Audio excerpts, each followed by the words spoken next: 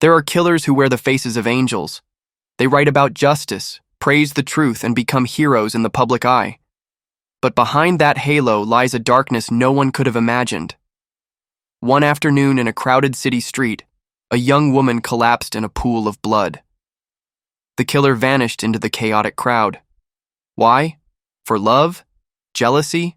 Or something even more terrifying? Join Crime Documentary as we unveil the truth behind a case that has shocked China for over a decade. On June 3, 2011, just 3 days before the Dragon Boat Festival, a brutal murder occurred on Jinyang Commercial Street in Guiyang City, Guizhou Province. The incident quickly became headline news on major websites. The tragedy that unfolded dimmed the festive atmosphere in many people's hearts. Around 11 a.m. that day, 24-year-old journalist Zhao Feifei from Tianzhong Morning News left the newspaper building to cover a charity event. As she stood at an intersection waiting for her ride, a man suddenly rushed out from the roadside greenery, wielding a knife and slashing wildly at Feifei's head. The frail Feifei had no chance to resist.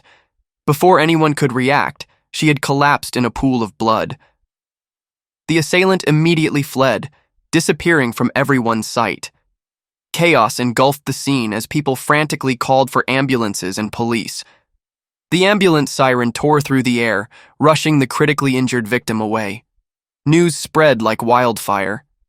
Journalists from Tianzhong Morning News rushed to the scene with cameras and notebooks in hand. They came to perform their daily duty, documenting another heartbreaking crime in the city.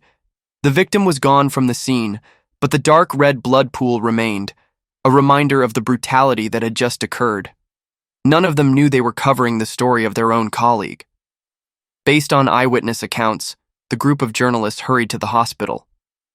In the emergency room, as nurses went through the patient's belongings, a familiar item fell out, a press card with a clear photo and name. The business cards in the wallet further confirmed the unthinkable. The shock hit hard. The person on the operating table, fighting for her life, was none other than Zhao Feifei, the colleague they had shared coffee with that morning, discussed work with, and laughed alongside in the newsroom. In just a few hours, the bright, smiling girl had transformed into a motionless body, covered in injuries, barely recognizable. 3 days and 3 nights in the intensive care unit. 60 tense hours of medical efforts. But no miracle came.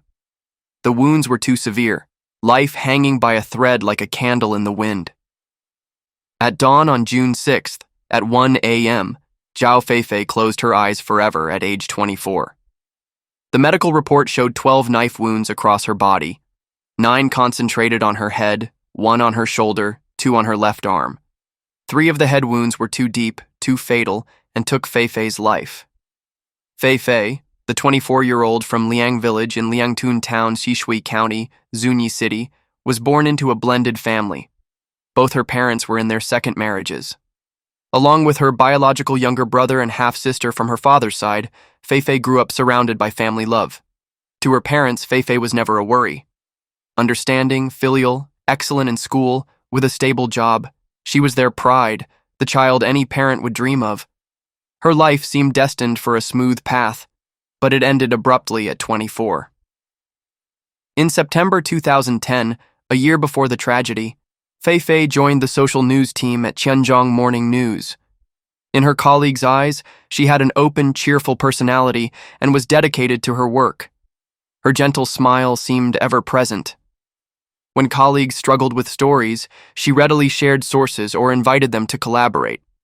Thanks to her warm and friendly nature, everyone in the newsroom loved her. That's why her sudden death left everyone stunned and unable to accept the harsh reality. Immediately after the incident, Guiyang City Police launched an investigation.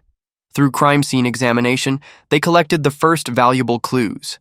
According to witnesses, the perpetrator was a man wearing black-rimmed glasses with short hair, about 5 feet 3 inches tall. By examining the victim's social relationships, investigators quickly identified the main suspect as Yuan Jing, Feifei's ex-boyfriend. Yuan Jing wasn't just an ordinary journalist, but the chief reporter for the politics and law section at Guizhou Daily.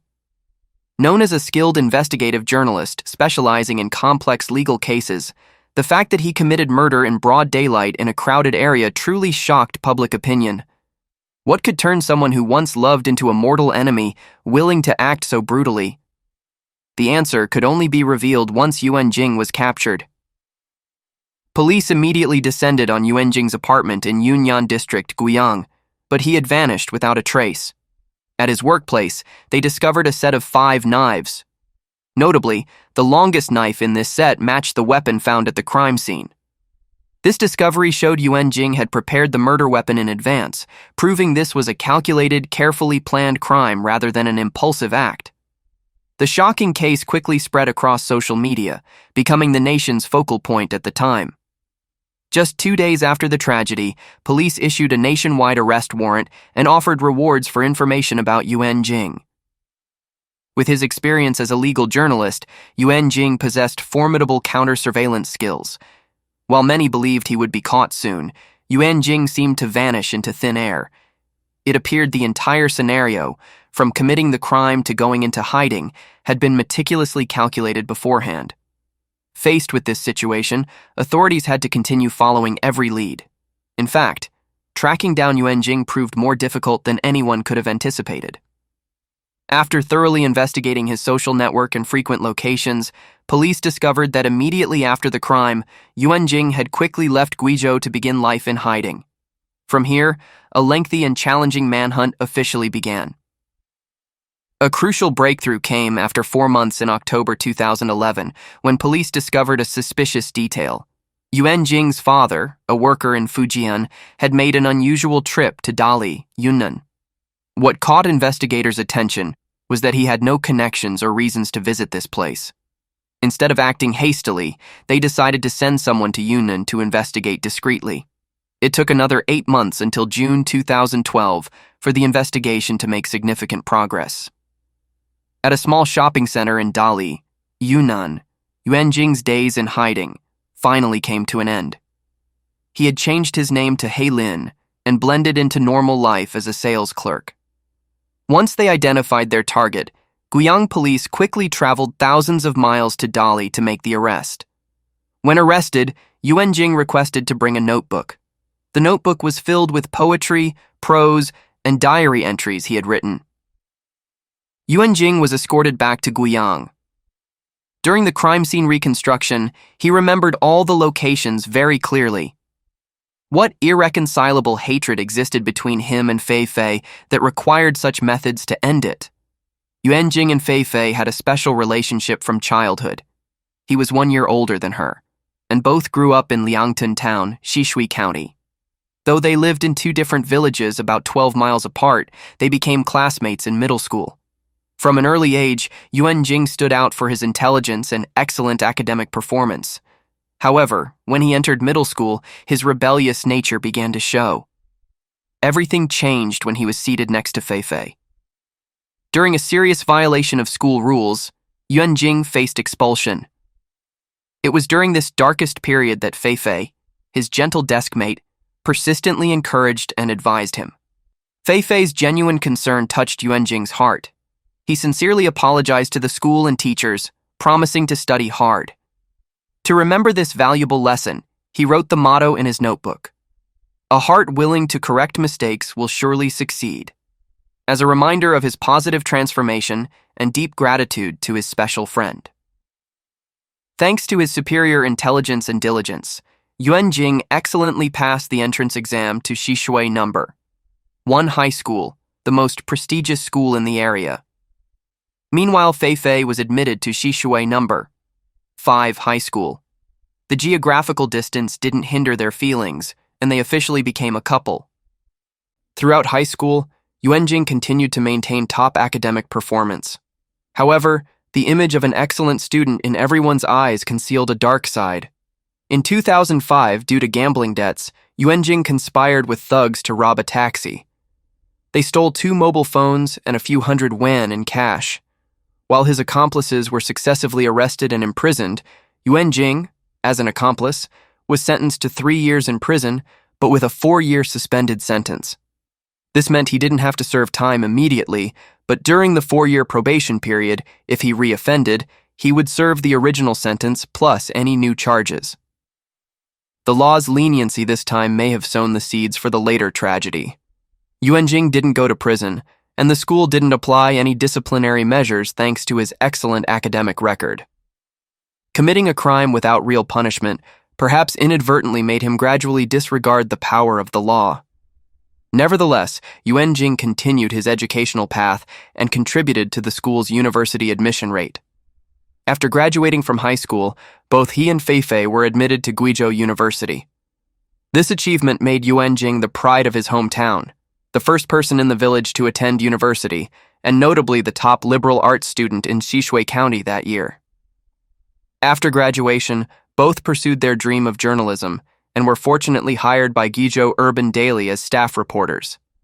Yuanjing quickly demonstrated his abilities with sharp instincts and excellent news-gathering skills. In September 2010, he made headlines when he exclusively reported on a horrific massacre at Luobeihe Middle School in Guiding County, Guizhou Province. This report immediately became a hot topic on major websites. Success quickly smiled upon Yuanjing when at 24 he was highly regarded by the newspaper's leadership. After just over a year of work, he was exceptionally promoted to chief reporter of the law section, an enviable career advancement in journalism. It seemed the future path was wide open before him. However, the new position seemed to change Yuanjing. Vanity and opportunism began to dominate this young man. Colleagues noted he was truly talented but too arrogant and stubborn, often flaunting achievements and being rigid in his work approach. His self-important attitude made it hard to integrate with the team, gradually souring workplace relationships. Feifei repeatedly advised her boyfriend to be more humble. To avoid workplace gossip about dating within the same organization, she proactively transferred to Qianzhong Morning News, also in Guiyang. With their teenage love and stable careers, marriage seemed the natural next step. Yet after 7 years together, their relationship lacked what mattered most: peace and stability. Many issues hindered their love, most notably Yuanjing's infidelity. When Feifei discovered it, she decisively demanded a breakup. However, Yuanjing's new relationship didn't last long, as the other woman quickly left him. Only then did Yuanjing realize the value of his original relationship. After many earnest pleas, Feifei finally softened and gave him another chance. But it was after their reconciliation that the dark sides of Yuanjing's character truly emerged. It's unclear how they interacted before, but after Feifei forgave his infidelity, Yuanjing seemed to feel he was in a weakened position in the relationship. Guilt about his mistake made him extremely sensitive. With his oversized ego, even minor conflicts made Yuanjing explode to protect his dignity. This resentment didn't stop at words, but quickly turned to violence. Yuanjing's perfect facade in others' eyes was completely torn away. For a long period, conflicts between them continuously occurred. Yuanjing frequently beat Feifei over trivial matters. Their relationship fell into a cycle of breaking up and reconciling.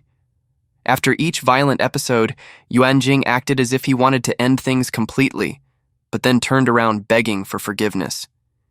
He even knelt in the middle of the street, crawling over 300 feet behind her, swearing he had changed.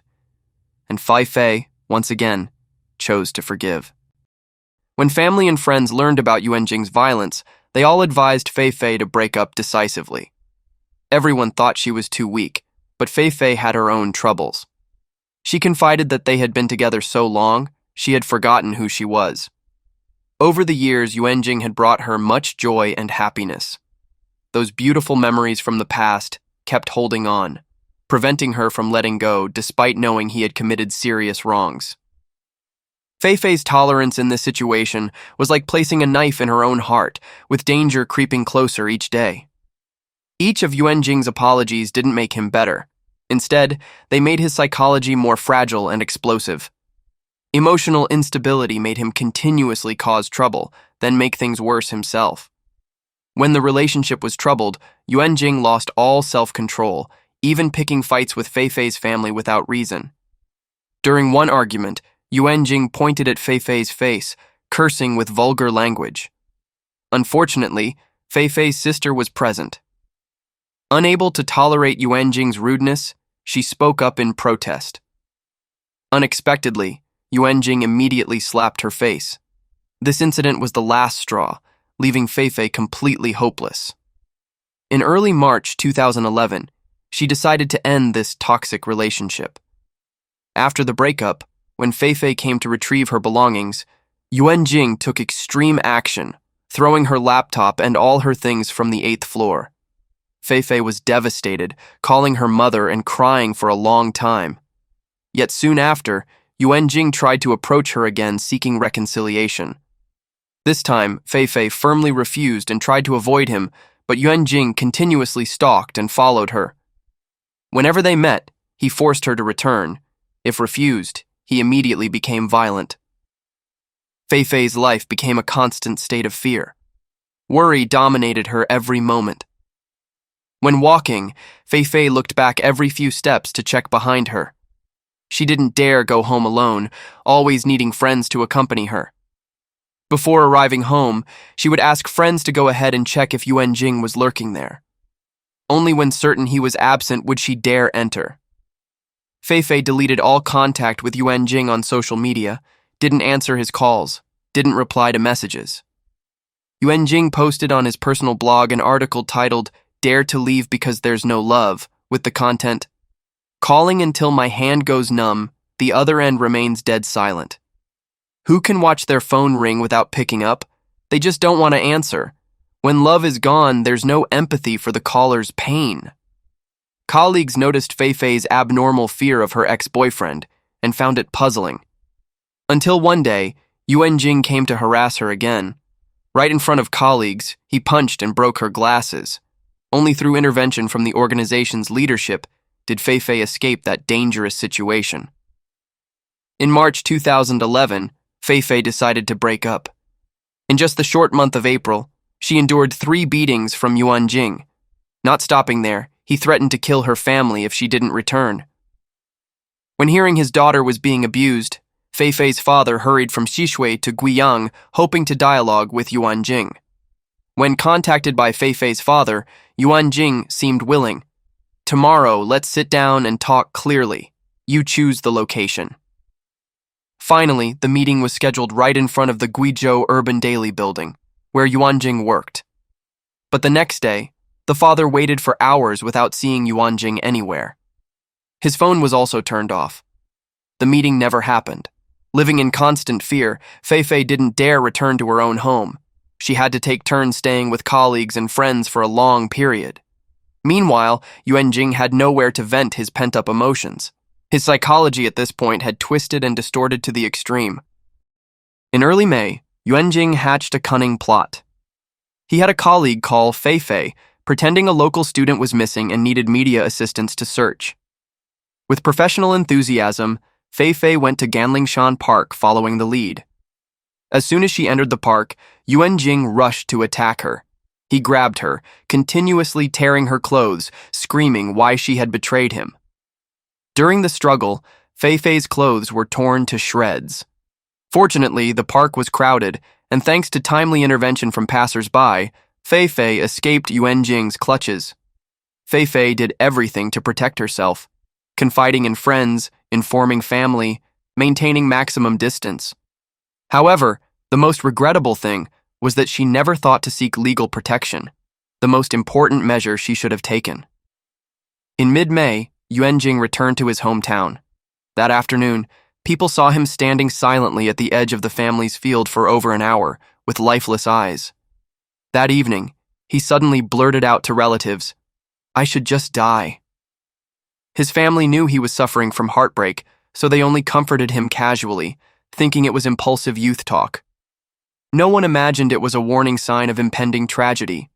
Even the organization's leadership noticed the instability in Yuanjing's psychology. They tried to help by sending him on assignment to Xishui, far from Guiyang for a while, hoping the change of environment would help him calm down. The newspaper even assigned someone to drive Yuanjing to and from work daily. Despite such careful attention, the demon inside Yuanjing still couldn't be controlled. Just days before the tragedy occurred, on May 28, 2011, Yuanjing posted his final blog entry titled, "Love Has Turned to Ashes." He wrote, "Love is a battle." In every argument, the victor is always the warrior without feelings. Like a life-or-death duel, the survivor is never the one with superior martial arts, but the one who dares draw their sword. Just 4 days after this dark confession, Yuanjing turned words into action. He raised his knife high, brutally ending the life of the one he once loved. A young life was taken, his own future destroyed, and the happiness of 2 families forever ruined. Throughout his time in hiding, Yuanjing maintained secret contact with his father. However, heaven's net is vast, and he was finally caught by the law. On July 4, 2012, the Guiyang City Procuratorate officially approved Yuanjing's arrest warrant. His father was also arrested for harboring a criminal. Both would face severe punishment from the law they had disregarded. When faced with media interviews, Yuanjing initially said nothing. Only when a reporter took out a piece of paper did his emotions show some change. Someone together for 7-8 years now treating me like this. 2 years after the crime, on the morning of June 24, 2013, the Guiyang Intermediate Court held a first-instance trial for intentional homicide, sentencing Yuanjing to death. The Guizhou High Court upheld this verdict. Another year later, on June 12, 2014, criminal Yuanjing was executed. At work, Yuanjing was a messenger protecting the law. In his reports, every word overflowed with justice, writing about worldly affairs, but never understanding his own heart. Compared to the righteous image and public impression, in relationships he was violent, unable to control emotions. With such a two-faced personality, Yuanjing's family certainly bears inescapable responsibility. His father said the couple's long-term relationship wasn't harmonious, often violent with each other. He grew up in a violent family environment from childhood. Later, both parents went out to work, and Yuanjing and his sister were cared for by their frail grandmother. The siblings became left-behind children lacking parental care. The lesson from this tragedy is extremely painful, but necessary. When women encounter violence in romantic relationships, the first thing is to decisively separate from the abuser. Don't hesitate. Don't hope they'll change. Immediately inform trusted family and friends. Keep all evidence of violent behavior, threatening messages, injury photos, medical examination papers. Most importantly, report immediately to police and persistently follow up on the case handling. This isn't a private matter but a legal issue. Seeking legal protection is every citizen's basic right. Don't let silence become a shield for abusers. Only by daring to speak up and act can we prevent similar tragedies from repeating. And that's it for today's case. Thanks for watching and see you in the next videos.